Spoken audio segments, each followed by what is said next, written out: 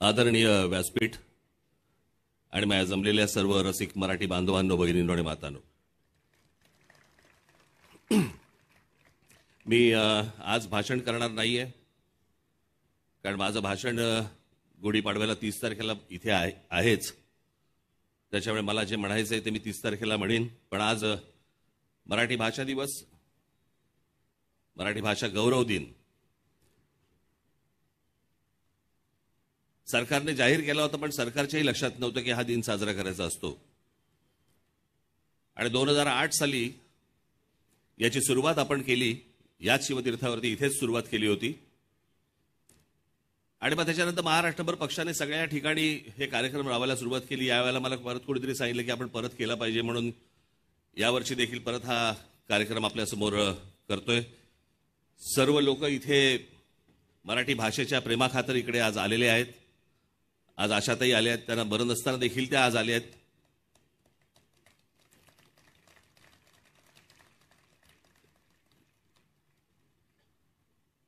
इतर सर्व माझे पत्रकार मित्र, इतर सर्वच, जे तुम्हाला आता काही नावं सांगायची गरज नाही, सगळ्यांना माहिती आहेत. पण यातला सगळ्यात महत्वाचं खास करून मी एक गोष्ट तुम्हाला आपल्याला निश्चित सांगेन की इथे सगळ्यांना एक प्रश्नचिन्ह पडलं असेल. हे सर्वजण मराठी कविता म्हणणार आहेत आज तुमच्या समोर. आणि तुम्हाला सगळ्यांना प्रश्न पडला असेल की जावेद अख्तर साहेब काय करणार आहेत. मी तुम्हाला मुद्दामून सांगतो, मी त्यांना बोलवण्याचं सगळ्यात महत्वाचं कारण ते म्हणजे भाषा, मातृभाषा, राज्यभाषा आणि भाषा या विषयावरचं मी त्यांचं एक भाषण एकदा त्यांचं ऐकलं होतं. आणि आपली भाषा टिकवण्यासाठी म्हणून ही भाषा किती महत्वाची असते, ही भाषा कशी टिकवली पाहिजे, कशा प्रकारे टिकवली पाहिजे, यावरचं एक भाषण मी त्यांचं ऐकलं होतं. आणि मी जावेद साहेबांना विनंती केली की म्हटलं, सोनारांनी का टोचावे लागतात, आमच्याकडे ॲटनबरोनी दाखवल्यानंतरच आम्हाला गांधी कळला, नाही तर आम्हाला महात्मा गांधी माहितीच नव्हते. आम्हाला माहिती होते, पण या सगळ्या याच्यामध्ये बाहेरून कोणीतरी दुसऱ्या माणसाने येऊन जर आपले समजा कान टोचले तर ते जास्ती लक्षात राहतं. आणि ही मराठी भाषा, ही अभिजात भाषा, ही कशा प्रकारे टिकवली पाहिजे, मराठी माणसं, मराठी साहित्यिक, मराठी प्रेमी सगळे अनेक जण सांगत आले. परंतु एक बाहेरचा माणूस येऊन, बाहेरच्या दुसरी भाषा बोलणारा एक माणूस येऊन आपल्याला सांगतो, आणि तो ही जावेद अख्तर साहेबांसारखा माणूस. मला असं वाटतं की त्यांनी येऊन ही गोष्ट आपल्याला आज ते सांगणार आहेत. आणि ती सगळ्यात महत्वाची गोष्ट आहे. आशाताईंचा मला फोन आला, मला म्हणाल्या, फार सुंदर वाक्य बोलल्या त्या, सहज बोलता बोलता मला म्हणाल्या की इतक्या मोठ्या राज, मला तुम्ही इतकं अडचणीत टाकलंय की इतक्या मोठ्या बागेतून एखादं फुल कसं वेचायचं, कसं निवडायचं.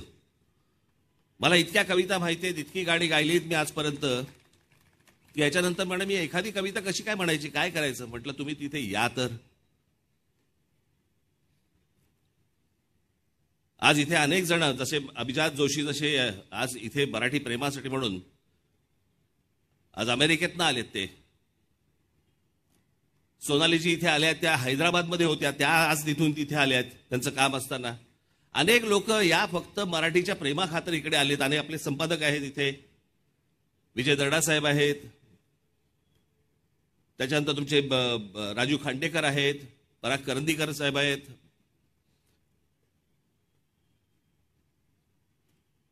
अनेक लोक आले इथे, नागराज मंजुळे आहेत, महेश मांजरेकर आहेत. मला असं वाटतं मी थोडा 1 मिनिट जर उलटा झालो तर मी सगळ्यांची पटकन नावं घेऊ शकेन.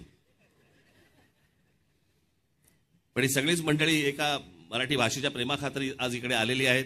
कोणाचं नाव राहिलं असेल तर मला माफ करा. मी अगदी थोडक्यात आटपणार आहे, कारण वेळेचं बंधन आहे. प्रत्येकाला कविता म्हणायची आहे, प्रत्येकाला सांगायचं. आशुतोष गोवारीकर इकडे आलेत, त्यांच्या मुलाचं लग्न आहे, सगळं त्या लग्नामध्ये ते अडकलेले आहेत.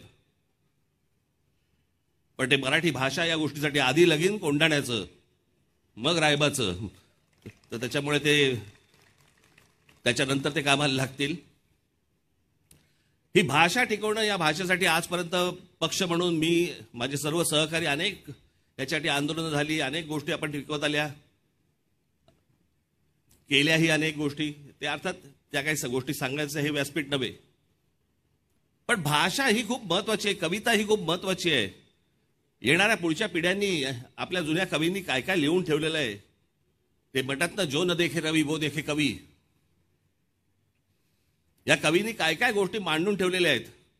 आज काळानुरूप अनेक गोष्टी बदलत आहेत, भाषा बदलते, कविता बदलते. मी मध्यंतरी ऐकलं कोणाकडनं तरी की लहानपणीची आपल्या लहान मुलांची कविता होती, चिवताई चिवताई दार उघड. आठवतं ना? ती बदलली आता. असं म्हणतात की कावळा येतो म्हणतो चिवताई चिवताई दार उघड. आतून चिवताई म्हणते आज नको हे घरी येत.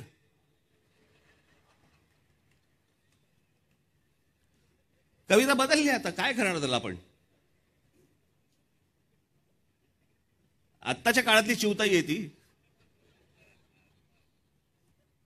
त्याच्यामुळे या सगळ्या कविता बदलत आल्या, परंतु जे जुन्या आपल्या सगळ्या कवींनी जे लिहून ठेवलंय हे खूप महत्वाचं आहे.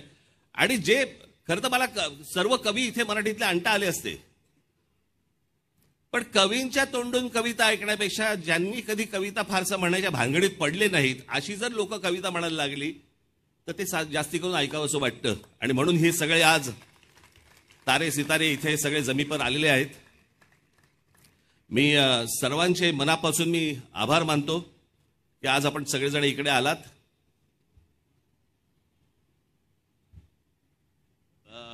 कोण कोण राहिलेत आता? अशोक सराफ साहेब राहिले माझे, त्यांना पद्मश्री मिळाली आहे. डायलॉग खूप बोललेत, कविता पहिल्यांदा म्हणणार आहेत. माझ्याकडे ते मगापासून ऐकतात, तिरक्या नजरेने बघतात की तू का आणलंयस मला इथे आणि का बोललेस तू मला इथे. अनेक लोकांना इकडे धाकधूक आहे, मी कशी कविता म्हणणार आहे, काय म्हणणार आहे.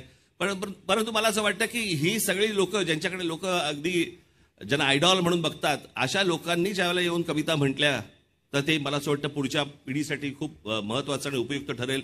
याच्यासाठीचा हा कार्यक्रम आहे. आपण सर्वजण जाताना इथे पुस्तक प्रदर्शन लागलेलं आहे. मराठीतले सर्वच जवळपास पुस्तकं इथे आज आलेली आहेत,